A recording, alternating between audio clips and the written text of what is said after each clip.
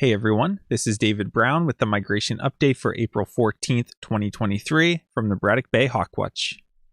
I started out the day at the Braddock Bay East Spit where it was a beautiful warm morning. This may be a little hard to see, but it's a group of six great egrets that were flying together. And here's a group of 5 male northern shovelers. And it's that time of year. Here's a common grackle gathering nesting material to build a nest. And on the way out, there were 2 hermit thrushes out in the open, which were really nice to see. One good field mark for hermit thrushes is that the tail is a bit more reddish compared to the brown back. Around 8:30, I got over to Braddock Bay Park and spent some time out on the boardwalk. This swamp sparrow perched up nicely.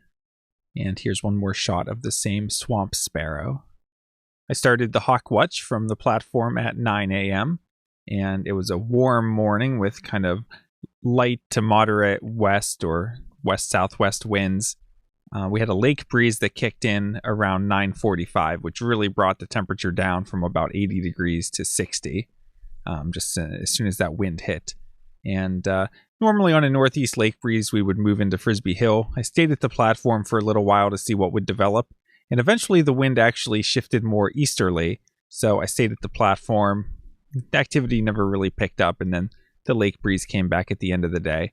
But it was just tough blue skies again, but not very much raptor activity. Here's an adult sharp-shinned hawk, so we know it's an adult because of the orange barring underneath. And sharp-shins are accipiters, so they have relatively long tails, but compared to Cooper's hawks, sharp-shins just look a little bit more compact. The wings look a little more short, not quite as long and lanky. The head looks relatively small. The tail looks a little more squared off because all of the feathers are the same length.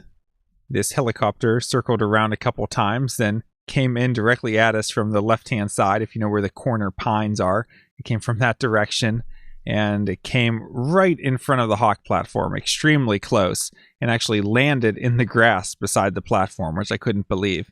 And it stayed on the ground for a few minutes. There were 2 guys that walked over and it looked like they talked to the pilot, and then the pilot took off and headed away. So I don't know what that was all about, but it was kind of neat, other than it being a little scary that the helicopter came so close to us.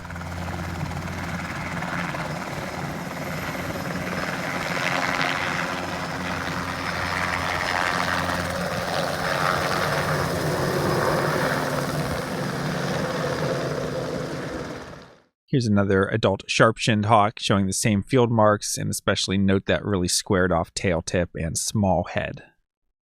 Here we have an adult Cooper's hawk overhead. So compared to the sharp-shinned hawk, this looks a little lankier.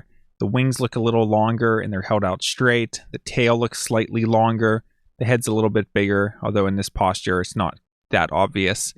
And if we look at the tail, we see that the middle tail feathers are slightly longer, and the outer tail feathers giving the tail a rounded appearance. And here's one more shot of the same Cooper's hawk. Here's another sharp-shinned hawk, and this one is a juvenile. Here's another look at the same sharp-shinned hawk, and we see that it has a full crop, which is this bulge here that means it has recently eaten. Here's a double-crested cormorant that's part of a small group that flew over in the afternoon. And on the right here, we have an American crow that just finished diving at the bird on the left, which is a common raven.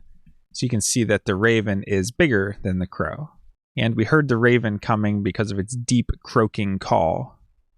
Taking a look at the eBird lists from the East Spit in the morning, we had 59 species, so really nice morning out there.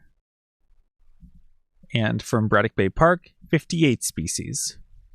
Taking a look at the HawkCount report for our migrant raptor totals from today, we had 74 turkey vultures, 1 osprey, 1 northern harrier, 8 sharp-shinned hawks, 1 Cooper's hawk, for a total of 85 migrant raptors today. This brings our April total to 14,586 and our season total to 23,758.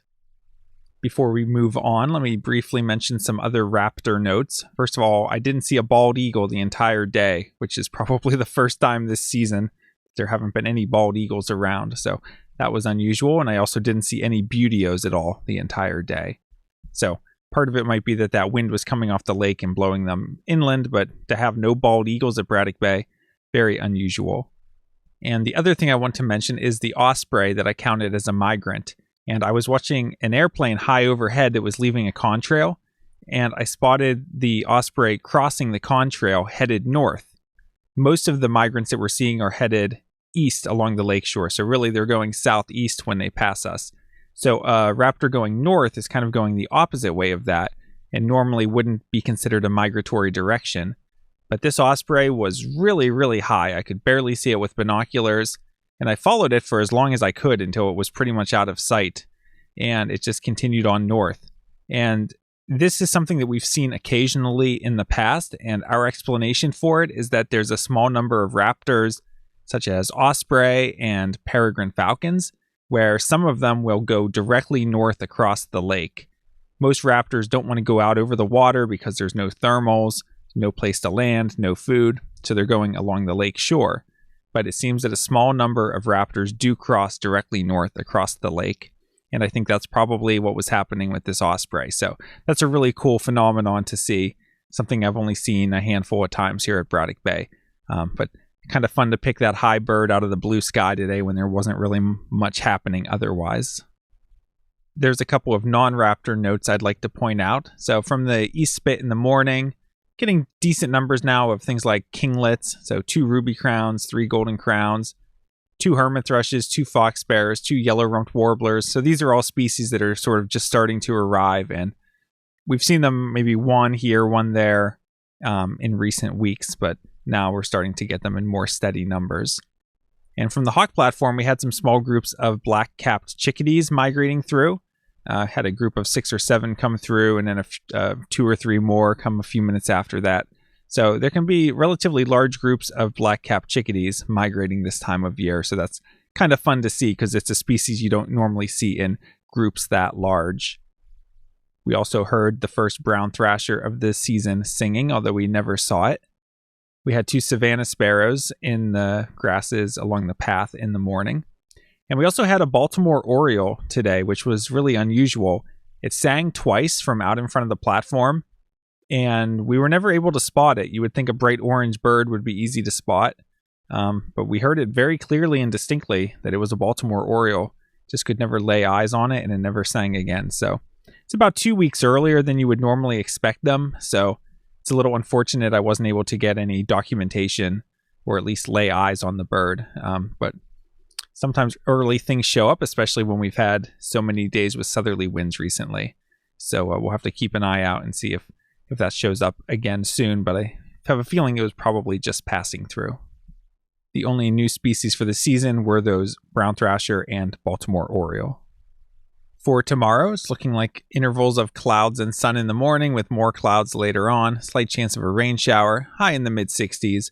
Winds northeast at 5 to 10, so another wind off the lake. Wouldn't expect much migration. I know that part of the Raptor ID class is coming out tomorrow, so we'll make the best of it. There's always birds to see, but won't be a huge Raptor migration day. For Sunday, we're looking sunny with a few clouds, high in the upper 60s. Winds east at 10 to 15 miles per hour. Would only expect light migration. We'll keep an eye on that day. They've kind of changed the forecast. Originally, we're calling for thunderstorms, so not sure, but we'll reevaluate that tomorrow.